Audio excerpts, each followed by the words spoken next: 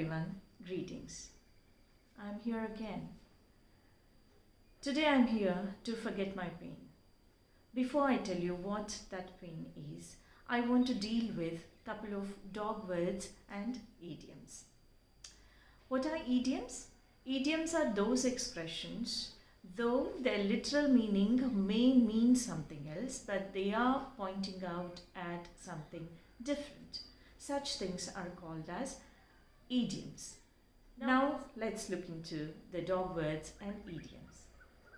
Well, before we get into that, please do subscribe to the channel Learning with Dr. Poornima George, and please do like and share the videos so that we can build a community which is completely dedicated itself to the learning process. The first word in today's session is underdog.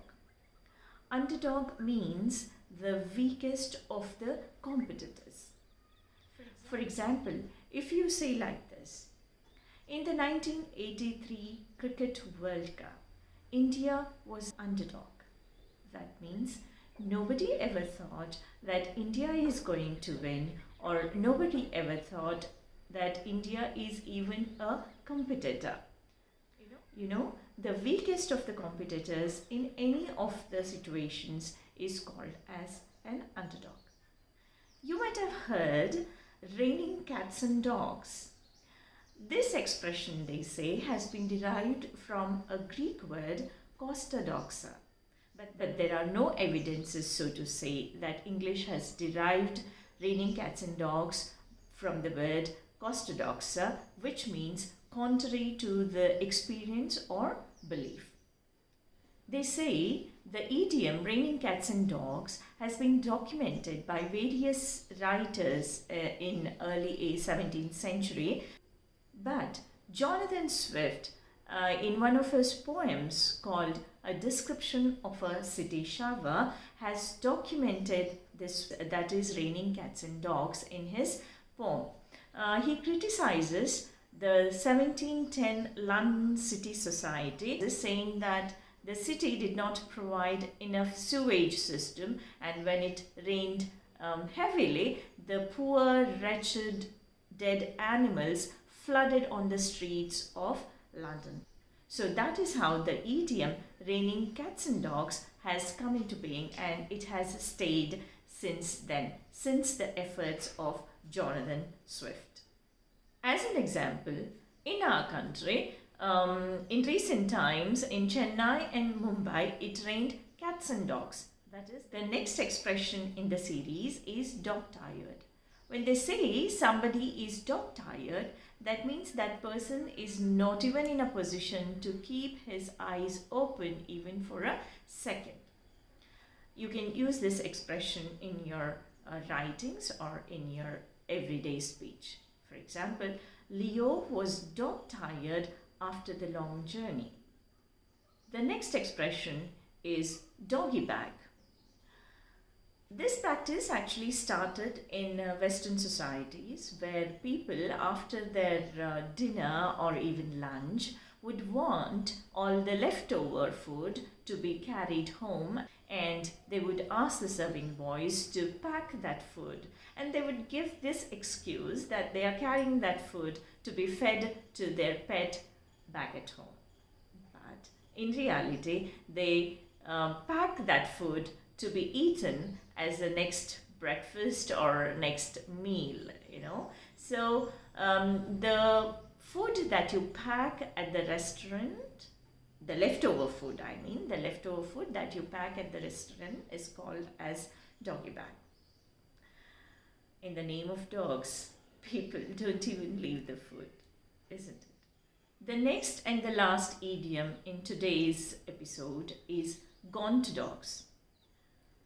Probably the idiom gone to dogs has originated from the greyhound racing. When a person is addicted to racing, he or she is sure to spend all his pay on the racing or bet in the racing. Therefore, the money that is earned has gone to dogs because people used to bet in the greyhound racing. there is one more explanation to the origin of this idiom. That is, when dogs were initially domesticated, whatever food that used to be left over when people had their food, they used to give that food to the dogs.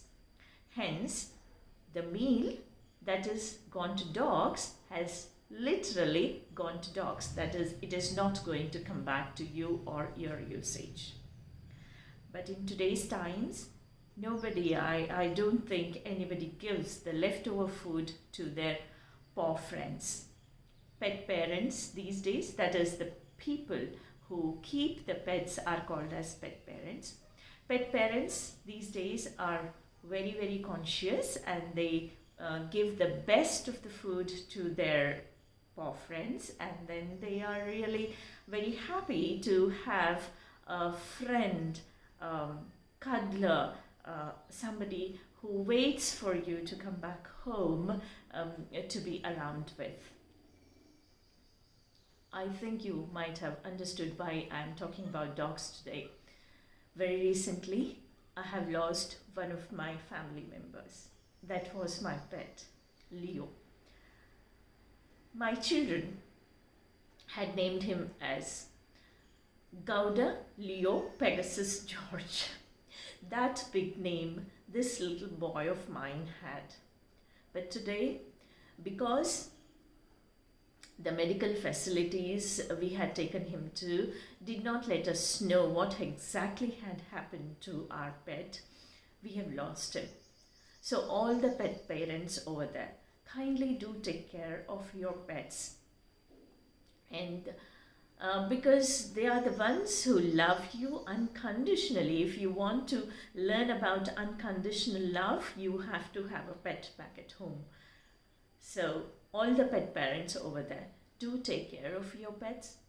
Don't keep them chained or caged all the time. They are not made for that. They are the ones who, show so much of love. They bring so much of love to our lives. So do take care of all the pets out there, and then maybe create a society where we are really pet friendly.